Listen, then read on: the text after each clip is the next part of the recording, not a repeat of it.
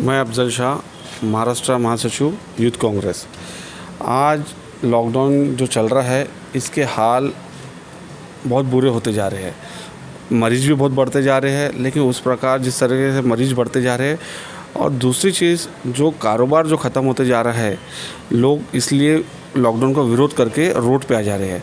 आए दिन अभी 3 दिन से लगातार देखे नागपुर शहर के अंदर कई जगहों के ऊपर पुलिस के ऊपर हमले हुए, पुलिस का विरोध किया गया। तो इसमें पब्लिक और जो ख़ास करके जो डेली जो कमाते और डेली जो खाते हैं, ऐसे लोगों का गुजारा बहुत ही मुश्किल हो गया है। तो मैं सरकार से यही अनुरोध करना चाहूँगा कि लॉकडाउन के अलावा कोई ऐसा विकल्प निकाल जाए जिससे इंसान में लागू है, लेकिन जो महाराष्ट्र के नागपुर जो शहर है, यहाँ पर कॉरपोरेशन में बीजेपी की सरकार है। यहाँ पे विवेक कुकरेजा जी जो सत्तापक्ष नेता है बीजेपी के, इन्होंने नागपुर शहर में कंटिन्यू पर डे वाला लॉकडाउन लगा दिया है। इसमें पब्लिक कंफ्यूज हो गई है कि करना क्या, कि महाराष्ट्र की गाइडलाइन हमने एक्सेप्ट करना कि कॉरपोरेशन की गाइडलाइन एक्सेप्ट करना।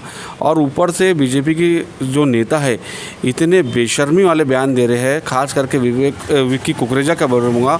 वो ऑफिस में तो लॉकडाउन लगाने की बात करते, आप उनका एक वीडियो देख लीजिए, 5 तारीख से कड़क लॉकडाउन लगा हुआ है बोलते, और व्यापारियों के पास जाके बोलते हैं कि मैं सरकार आगाड़ी का मैं विरोध करता हूँ करके। ये दोगलापन नहीं चलेगा। अब पब्लिक पूरी समझ गई है कि बीजेपी के पास सिर्फ और झूठ के अलावा कोई रास्ता नहीं है। बस कि हफ्ते में 2 दिन लॉकडाउन रहेगा, तो लोग बेफिक्र हो गए थे और अपना कारोबार पर लग गए थे। लेकिन एकदम से विक्की कुकरेजा जी ने 3 बजे निर्णय लिया और 4 बजे लॉकडाउन घोषित किया, जिसका हम विरोध करते हैं। और हम विक्की कुकरेजा जी का भी विरोध करते हैं, बीजेपी का भी विरोध करते हैं, क्योंकि बीजेपी नागपुर महानगर पालिका में सत्ता में है। और सत्ता में होने के नाते देवेंद्र फडणवीस जी, जो कि अभी विरोधी पक्ष नेता है, 5 साल राज्य के मुख्यमंत्री रहे, नागपुर शहर के महापौर भी रहे, उन्होंने सीएम साहब को लेटर लिखा। लेटर में कहा कि डायरेक्ट कड़क लॉकडाउन ना लगाए, पहले लोगों की सुविधा करें। पर लेकिन उनकी पार्टी जो नागपुर महानगर पालिका में सत्ता में है, और नागपुर महानगर पालिका इस राज्य की एक बड़ी महानगर पालिका है, महाराष्ट्र की एक उपराजधानी है, तो यहाँ पे डायरेक्ट निर्णय उन्होंने लगा दिया, लॉकडाउन लगा दिया। तो इसका कहीं ना कहीं हम विरोध करते हैं, क्योंकि लोगों को बहुत परेशानी हो रही है और लोग अचानक ही लॉकडाउन के लिए तैयार नहीं थे। ठीक है, इसी के साथ हमारे और एक यंगस्टर है मोहसिन खान साहब, आप लॉकडाउन की प्रतिक्रिया बताइए, कैसा रहा? मैं सिर्फ यही कहना चाहूँगा कि लॉकडाउन ही एकमात्र विकल्प नहीं है।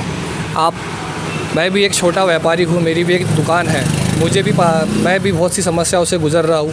लॉकडाउन का छोड़ो, मैं आपको हॉस्पिटल की बात बताता हूँ, जहाँ पे कोविड के लिए ऑक्सीजन के सिलेंडर नहीं है, बेड नहीं है। अभी देखिए आप, वो रेमडेसिविर इंजेक्शन आता है, उसकी कालाबाजारी शुरू हो चुकी है। ये सब क्या है? 4,000 रुपये का वो इंजेक्शन है, वो 8,000 9,000 रुपये में भी नहीं मिल रहा है।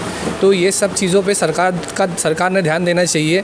ये इंजेक्शन आपने सस्ता देना चाहिए। इसकी कालाबाजारी हो रही है, ये सब चीज़ों की कालाबाजारी कौन कर रहा है? और NDS वाले जो है हर जगह घूम रहे हैं, मास्क नहीं है, 500 रुपये का चालान मार रहे हैं, और अपना किराने की दुकान वालों को 10,000 रुपये का चालान मार रहे हैं। ये सब चीज़ें क्या है? क्यों?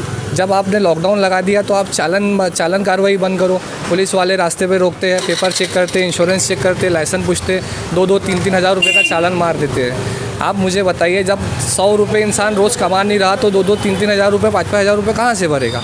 तो आप, मेरी यही एक मांग है सरकार से, नागपुर महानगर पालिका से, NDS दस्ते से, कि आप जब तक यहाँ लॉकडाउन है आप चालान कार्रवाई नहीं कीजिए। और लॉकडाउन ही एक विकल्प नहीं है। आप सुबह 9 से लेकर रात में 9 बजे तक के सारे दुकानदारों को दुकानें अपनी खोलने का आदेश दीजिए। सुबह 9 से रात में 9 बजे तक दुकानदार अपनी दुकान खोलेंगे, और रात में 9 बजे से सुबह 9 बजे तक आप कड़क लॉकडाउन लगाओ। जो काम, जैसा हॉस्पिटल है, इसेंशियल सर्विस के लिए, इसेंशियल चीज़ों के लिए जो बाहर निकल रहा है, आप उसी को निकलने दीजिए, बाकी जो है उस पर कार्रवाई कीजिए। और हम अफजल शाह जी से पूछना चाहते हैं, आप और कुछ मैसेज देना चाहते हैं सरकार को? सबसे पहली बात तो मैं एक ही चीज़ बोलना चाहूँगा नागपुर महानगर पालिका से, महापौर साहब से, विक्की कुकरेजा जी से, कि आप ऑफिस में बैठ के बयानबाजी ना करें। जिस प्रकार अभी हॉस्पिटल में पेशेंट बढ़ रहे हैं, आप उधर ध्यान दीजिए। कहीं पे सिलेंडर नहीं है, कहीं पे एक बेड के ऊपर 2-2 पेशेंट लेटे हुए हैं, कहीं पे ये यहाँ तक ये नौबत आ गई है कि जो पेशेंट जा रहा है, अभी मेरा मित्र सलीम देशमुख, उसकी डेथ हुई 2 दिन पहले। वो आमदार समीर मेघे साहब के बचपन के दोस्त थे, उनकी डेथ इस प्रकार हुई कि दूसरे हॉस्पिटल से मेडिकल में शिफ्ट करते वक्त उनको वेंटिलेटर और बेड अवेलेबल नहीं हुआ, उन्होंने रास्ते में दम तोड़ दिए।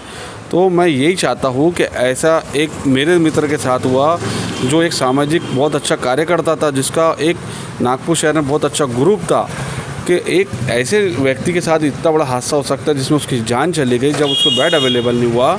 तो मैं ये चाहता हूँ कि मेरे नागपुर वासियों को ऐसी किसी भी व्यक्ति की जान ना जाए, सबसे पहले ध्यान दिया जाए मेडिकल के ऊपर, और उसके बाद में ध्यान दिया जाए जो मेडिसिन की जो काला बाज़ारी चल रही है, और ऐसे काला बाज़ारी करने वालों के ऊपर डायरेक्ट 302 की कलम लगा के उनके ऊपर इनको डायरेक्ट जेल में डाला जाए।